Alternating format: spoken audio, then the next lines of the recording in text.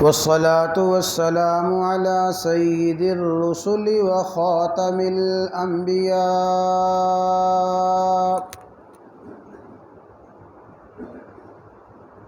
اللهم صل على سيدنا ومولانا محمد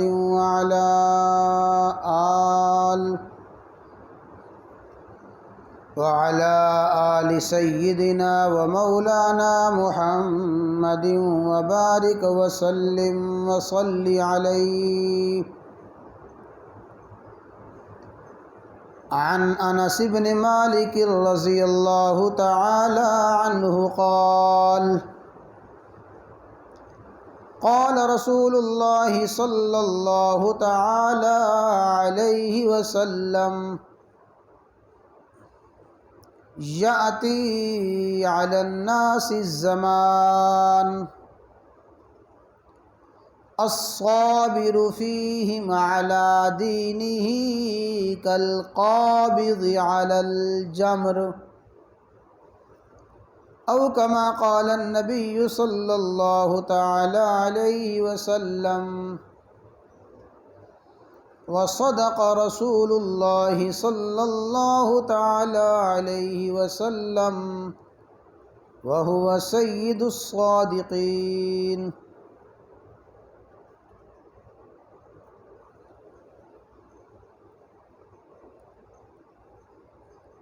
امام الانبیاء، سید الانبیاء،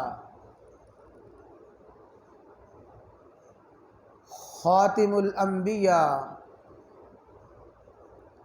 سیدنا و مولانا محمد الرسول اللہ صلی اللہ تعالی علیہ وسلم نے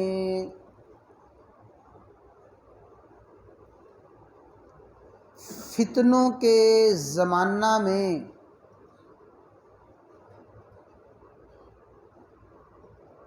وہ زمانہ اور وہ وقت اور وہ حالات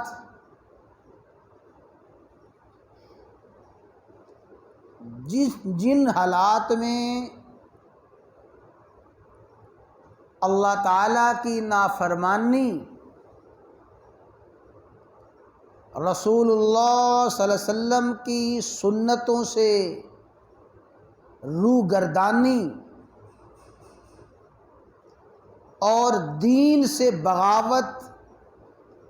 عام ہو، اس فتنے کے زمانے میں دین پر، اللہ تعالیٰ کی اطاعت پر، رسول اللہ صلی اللہ علیہ وسلم کے مبارک طریقوں پر قائم رہنا کتنا مشکل ہے. رسول اللہ صلی اللہ علیہ وسلم نے اس حدیث مبارکہ میں اس بات کو بیان فرمایا ہے. فرمایا: یأتی علی الناس زمان، لوگوں پر ایک وقت ایسا آ جائے گا، لوگوں پر ایک زمانہ ایسا آئے گا، یہ وہ پیشین گوئی ہے اور یہ وہ خبر ہے جو رسول اللہ صلی اللہ علیہ وسلم نے سال ہا سال قبل بیان فرمائی، اور رب کعبہ کی قسم ہے کہ آج وہ پیشین گوئی اور وہ خبر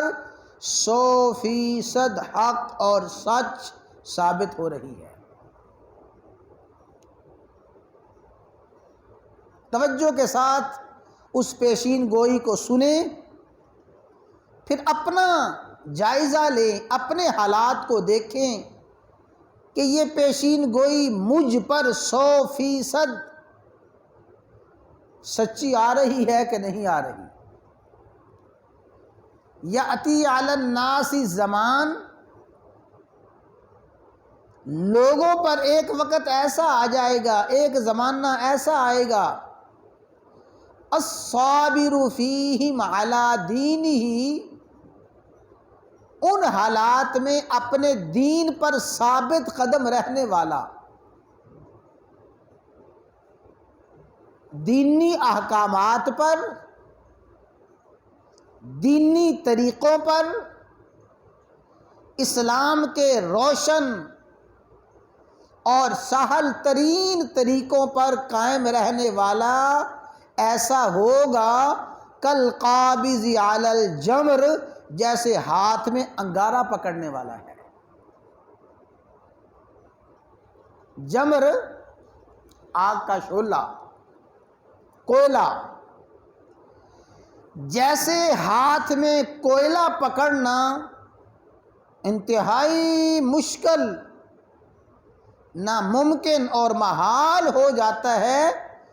اس طرح اس زمانے میں دین پہ قائم اور دائم رہنا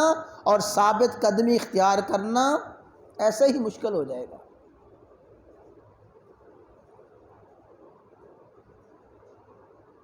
ظاہر ہے، بات کو سمجھ لیں، ظاہر ہے کہ کوئی بھی شخص کسی بھی حال میں ہاتھ میں کوئلہ تو نہیں پکڑ سکتا، لیکن یہ محاورہ ہے انتہائی سختی کی طرف، انتہائی شدت کی طرف اشارہ ہے کہ دین پہ قائم رہنا، دین پہ جم جانا اور ثابت قدم رہنا انتہائی مشکل ہو جائے گا، انتہائی مشکل ہو جائے گا، جیسے آگ کا انگارہ پکڑنا بہت مشکل، ایسے دین پہ قائم رہنا انتہائی مشکل ہو جائے گا۔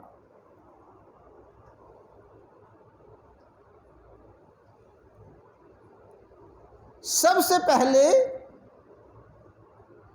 انسان کا اپنا نفس، میرا اور آپ کا نفس، ہماری خواہشات، ہماری آرزوئیں دین پر ثابت قدم رہنے میں سب سے پہلے رکاوٹ یہی خواہشات اور یہی نفس ہوگا۔ میں خود دین پہ چلنے کے لیے تیار نہیں، خود ثابت قدمی کے لیے تیار نہیں ہوں، اور اگر اللہ تعالیٰ بڑی مہربانی فرمائے انسان اپنے اوپر جبر کر کے اپنے آپ کو تیار کر لے اور تیار کر کے دین پہ چلنا چاہے، تو دائیں بائیں اتنی رکاوٹیں، سب سے پہلے باپ کی طرف سے رکاوٹ، ماں کی طرف سے رکاوٹ، بھائیوں کی طرف سے رکاوٹ، بہنوں کی طرف سے رکاوٹ، اعزہ اقربا کی طرف سے رکاوٹ، یوں دین پہ چلنا مشکل ہو جائے گا کہ اگر خود چلنا چاہے گا بھی دائیں بائیں ایسے رکاوٹیں آئیں گی، آدمی بے بس ہو کے رہ جائے گا۔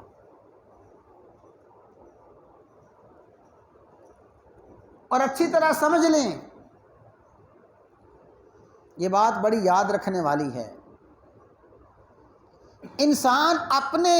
نفس کے لیے، اپنی جان کے لیے بعض مرتبہ بڑی سے بڑی قربانی دینے کے لیے تیار ہو جاتا ہے۔ جہاں تک اپنی جان کا تعلق ہے، انسان بڑی سے بڑی قربانی کے لیے تیار ہو جاتا ہے، لیکن جب بچے نظر آتے ہیں نا، بیوی نظر آتی ہے، خاندان نظر آتا ہے، تو انسان ٹھس ہو جاتا ہے، پھر اس وقت اس کی ہمت جواب دے جاتی ہے۔ تو فرمایا الصابر علی دینہ کالقابض علی الجمر، دین پر قائم دائم رہنے والا فتنوں کے زمانے میں ایسی مشکل میں، ایسی پریشانی میں گھر جاتا ہے جیسے کوئی شخص آگ کا انگارہ پکڑ لے، معاشرے سے کٹ کے رہ جائے گا، خاندان سے کٹ کے رہ جائے گا، اور ہر قسم کی غمی خوشی سے اسے کاٹ دیا جائے گا۔ یہ انتہائی فتنوں کی شدت کے زمانے کو رسول اللہ صلی اللہ علیہ وسلم نے بیان فرمایا ہے۔ اب آپ مجھے بتائیں کہ کیا دین پہ قائم دائم رہنا، دین پہ ثابت قدمی اختیار کرنا آج کے دور میں 100% ایسا ہی ہو گیا ہے یا نہیں جیسے میرے آقا نے بیان فرمایا تھا؟ لیکن سن لیں، اب ہم اپنے موضوع کو اختتام کی طرف لے جا رہی ہیں۔ یہ 2-4 دروس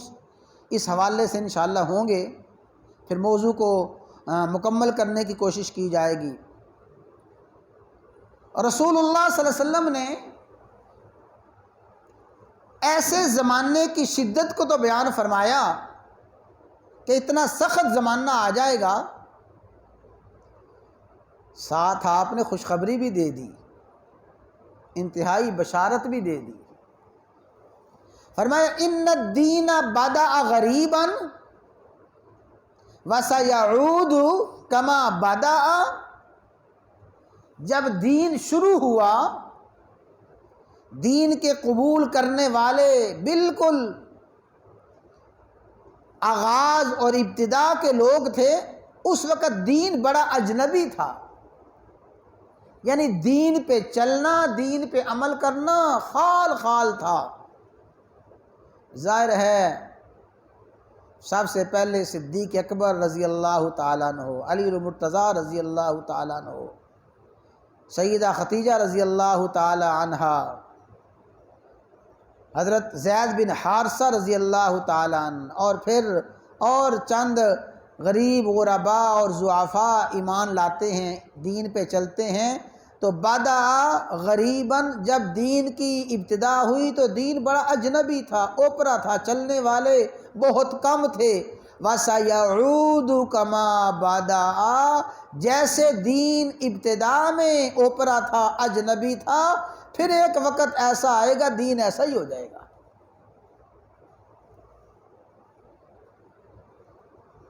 اور آج ایسا ہی ہے۔ جو شخص اپنی ظاہری وضاقتہ کو سنت کے مطابق بنا لے، اس کا کھانا سنت کے مطابق، کھا رہا ہے سنت کے مطابق، پی رہا ہے سنت کے مطابق ہے، اپنی زندگی کو سنت کے مطابق کرے گا، پورے کے پورے معاشرے میں، ماحول میں اجنبی شمار ہوگا۔ یہ کیا کر رہا ہے؟ لیکن فرمایا فَطُوبَى لِلْغُرَبَاء، اللہ فَطُوبَى لِلْغُرَبَاء، بشارت ہو ایسے غرباء کو، ایسے اجنبی لوگوں کو، طوبیٰ للغرباء، طوبیٰ للغرباء، ایسے غرباء یعنی اس اجنبی ماحول میں جو دین پہ چلنے والے ہیں ان کے لیے بشارت ہو۔ اس سے بڑھ کے کیا سعادت ہو سکتی ہے کہ رسول اللہ صلی اللہ علیہ وسلم کی طرف سے ایسے خوش قسمت امتی کے لیے بشارتیں ہیں۔ اور اگلی حدیث سن لیں، فرمایا جب دین پہ چلنا، دینی احکامات پہ، رسول اللہ صلی اللہ علیہ وسلم کی سنتوں پہ اور دین کے طور طریقوں پہ چلنا مشکل ہوگا، آپ نے صحابہ سے فرمایا، صحابہ اس فتنوں کے زمانے میں جو دین کے کسی ایک حکم پہ عمل کرے گا، وہ ایک شخص عمل کرے گا، اللہ تعالیٰ اسے اجر اور ثواب 50 شخصوں کے برابر عطا فرمائیں گے۔ ایک عمل کیا ہے اور ایک عمل کر کے اس نے اجر پایا 50 شخصوں کے برابر۔ تو صحابہ کرام نے حیران ہو کے سوال کیا، یا رسول اللہ صلی اللہ علیہ وسلم، وہ جو 50 آدمی ہوں گے جن 50 کے برابر اس نے اجر اور ثواب پایا ہوگا، کیا وہ اس زمانے کے 50 آدمی ہوں گے؟ اللہ اکبر۔ وہ زمانہ فتنوں کا زمانہ ہوگا، اس فتنوں کے زمانے میں جو 50 آدمی عمل کرنے والے ہوں گے، ان 50 آدمیوں کے برابر وہ ثواب پائے گا، فرمایا نہیں نہیں نہیں، وہ اس زمانے کے 50 آدمی نہیں، وہ تمہارے زمانے کے 50 آدمی، اور اس زمانے سے مراد صحابہ کرام رضوان اللہ تعالی علیہم اجمعین ہیں۔ 50 صحابہ کرام ایک عمل کریں، اللہ اکبر، صحابہ کرام کے اخلاص میں، صحابہ کے تکمیل ایمان میں، صحابہ کرام کی اللہ تعالیٰ کی رضا میں، صحابہ کرام کا عمل، اس کی قبولیت میں کیا شک ہو سکتا ہے؟ فرمایا ان فتنوں کے اس زمانے میں جو دین کے ایک حکم پہ عمل کرے گا وہ ایک شخص اجر پائے گا تمہارے جیسے 50 آدمیوں کے برابر، 50 صحابہ کرام کے عمل کے مطابق اجر پائے گا فتنوں کے اس زمانے میں دین کے کسی ایک عمل پہ، دین کے کسی ایک حکم پہ عمل کرنے والا۔ تو میرے بھائیوں، یہ ساری کی ساری باتیں اور ساری کی ساری رسول اللہ صلی اللہ علیہ وسلم کی احادیث میرے لیے ہیں، آپ کے لیے ہیں، ہر سننے والے سنانے والے ہر امتی کے لیے ہیں کہ دین پہ چلنا جتنا مرضی مشکل ہو جائے، جیسے سخت سے سخت حالات ہو جائیں، جتنے حالات سخت ہوتے جائیں گے اتنے ہی سخت حالات میں دین پہ چلنا اللہ تعالیٰ کے ہاں اجر اور ثواب کا باعث بنتا جائے گا۔ جن حالات میں جینا مشکل ہو ان حالات میں جینا، کہ جن حالات میں مومن کے لیے جینا مشکل ہو ان حالات میں جینا، یہی اصل کمال کی بات ہے۔ جن حالات میں دین پہ عمل کرنا مشکل ہو ان حالات میں آقا علیہ الصلوۃ والسلام کی مبارک سنتوں کو اور آپ کی حیات طیبہ کے، آپ کے نیک اور مقدس اور پاکیزہ اعمال کو اپنے ذات پہ نافذ کرنا، اپنے خاندان میں نافذ کرنا، اپنے بچوں میں بچیوں میں اس کی تبلیغ کرنا، نافذ کرنا، یہی اصل کمال کی بات ہے۔ اس حوالے سے انشاءاللہ العزیز حضور نبی کریم علیہ الصلوۃ والسلام نے ہمیں اور کیا سکھایا ہے کہ جب ایسا مشکل وقت آ جائے پھر ہم کیا کریں اور اس سے کیسے بچ سکتے ہیں۔ میں نے عرض کیا کہ اس موضوع کو میں اختتام کی طرف لے کے جا رہا ہوں، تو دعا ہے اللہ تعالیٰ کی بارگاہ عالیہ میں کہ اللہ تعالیٰ فتنوں کے زمانے میں میری آپ کی حفاظت فرمائے، ہر مسلمان کی حفاظت فرمائے۔ جس زمانے میں دین پہ چلنا مشکل ہو اللہ تعالیٰ اسی زمانے میں میری اور آپ کی حفاظت فرمائے۔